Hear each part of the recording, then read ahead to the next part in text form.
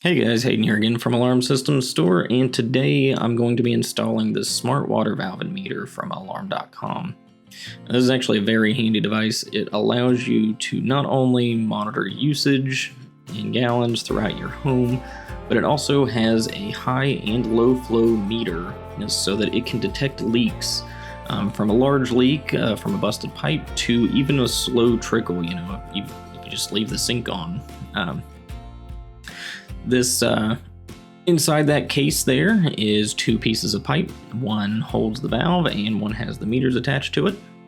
And I will get this open in a minute, but essentially this is just going to attach to your incoming water line to your home. So our setup's a bit different, and I'll be explaining that here in a minute. But anyway, once I get this thing open, you'll see what I'm talking about.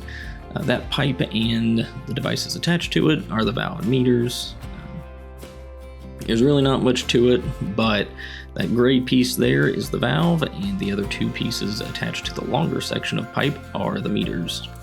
And then that white part is just a case. That little metal thing that I pointed to that's attached to the other piece of the case, that is a manual shutoff handle for the valve if you ever need it. Hopefully you won't. Hopefully this thing will last you as long as it needs to, but it's there if not. Now inside this cardboard box is going to be a power adapter, and that's actually going to attach to the other white box that's below my hand right now. That's the controller and the Z-Wave transmitter for the water meter. So I'm just going to get this open, and then we will jump to after installation. Alright, so here at the valve and meter itself, this is the part you might want to have a professional plumber do if you are unfamiliar with plumbing. But basically, this from here to here is the inside of that water valve. And what you would normally do is place it on your incoming line to your house. But in this scenario, we have a well pump here, pumping tanks. So basically we just ran it right after the tank, and then it goes up and feeds the rest of the building. So really the only thing you need to worry about here is that these are lined up, the valve here, along with the two meters. One's a low flow and one's a high flow. But basically, once it's installed,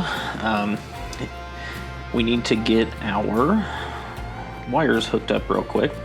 So on here it tells you which one goes where. So this auxiliary, we're going to disregard it. It's not for anything currently. Supposedly it's going to be used for something, but we're going to start with the valve, and that is this. So you're going to take little connector here, put it together, screw it on, get her tight, and then the second thing we're going to do is the earth ground here. So it's kind of hard to see. Here, let me see if I can move you around.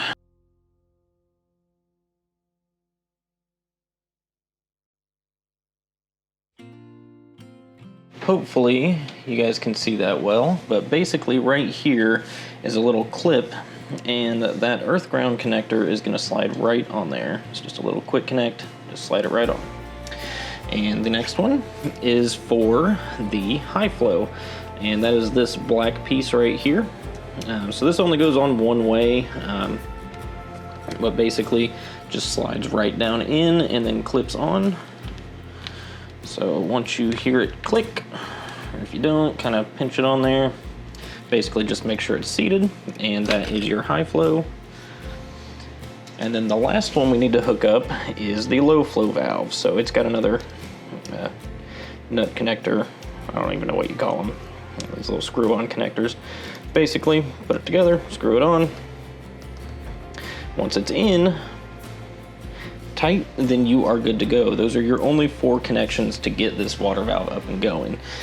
So once you get it installed and you get the wires connected, all you got to do is mount the controller and transmitter like I did there, and get your cords all wrapped up nice and tight, and make sure they're not in the way of anything. that one that I'm holding there goes to the wall adapter that I showed earlier, and then the larger cord goes to the 4 connections we just made on the water valve.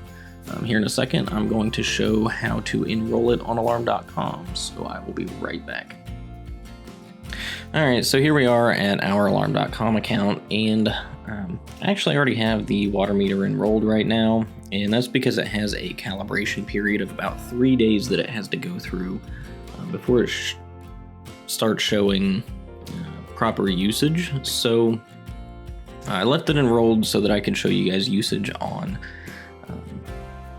my phone. There's no way to check usage on the computer portal that I have found.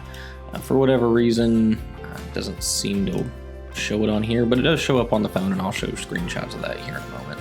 But anyway, I wanted to show you guys what happens when you enroll it. So if you're using the computer, you'll go to settings and then manage devices. If you're on your phone, you'll just choose manage devices from the left side of the app, that menu, and then you'll choose add device. And the water meter doesn't actually have its own install wizard. It just is considered an other Z-Wave device. So you'll click other Z-Wave, and then you'll go through the normal enrollment process.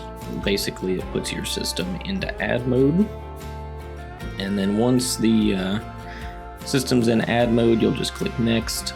And then there's a button on the side of the controller that attaches to the water meter that you press, and that will enroll it onto your Alarm.com account. You'll click next once that's added and it sees it, and then you'll name it, and then you are done. So it's pretty simple enrollment, but a couple things happen whenever that gets enrolled. So after you've got it enrolled, you will see this water flow shutoff rule show up under your automation tab. What that does is determines whether or not it closes the valve and sounds the buzzer on that little controller whenever the water meter detects unexpected flow. So there's a high flow, medium flow, and low flow setting. These settings must be set by your service provider. By default, they have extensively tested values put in there.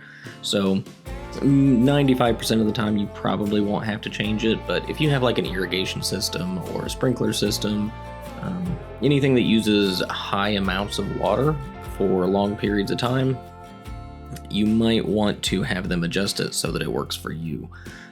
You'll have to get with them, and they have to change it from Alarm.com on the back end because it cannot be done from the customer side. A couple other things we did outside of the water flow shutoff rule are set up arming and disarming commands. So basically, if the system's armed in either stay or away mode, it closes that valve, and if it's disarmed, then it opens it back up.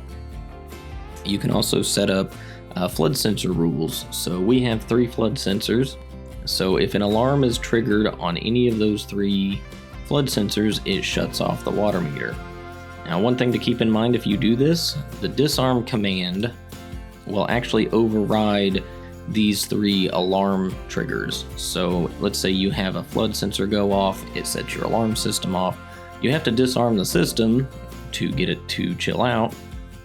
But when you do that, it will trigger the water valve to open back up, so you could potentially add more water to the problem. One thing you can do is either disregard this disarm command and do it manually whenever you get in the morning, or you can just come here real quick, turn it off, and then disarm the system. I know that could potentially, be too much to do at the time, so it might be better not to set rules up like this, but to each their own, do it however you wish. That's what all these automation rules are for. Another thing you can do is set up notifications, and we don't have one made quite yet, so I'll go ahead and do that. And basically you'll just choose water under the new notification tab. The only thing you can really do with this at the moment is unexpected water activity.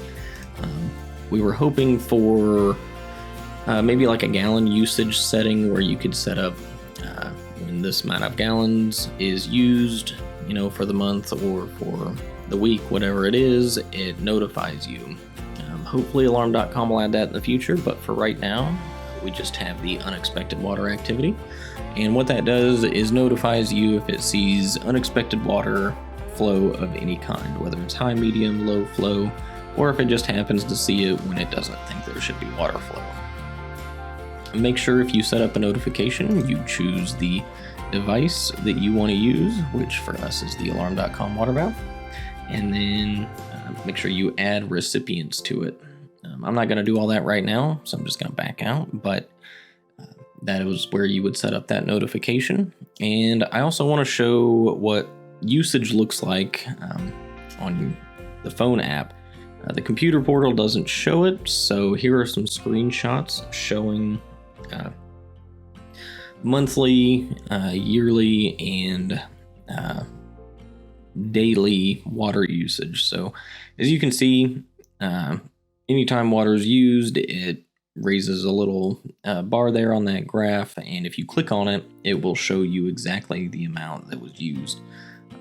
Well, not exactly the amount. I believe that the water meter, from what I can tell, calculates in multiples of 5. So if you use at least 5 gallons within that hour, it will show up.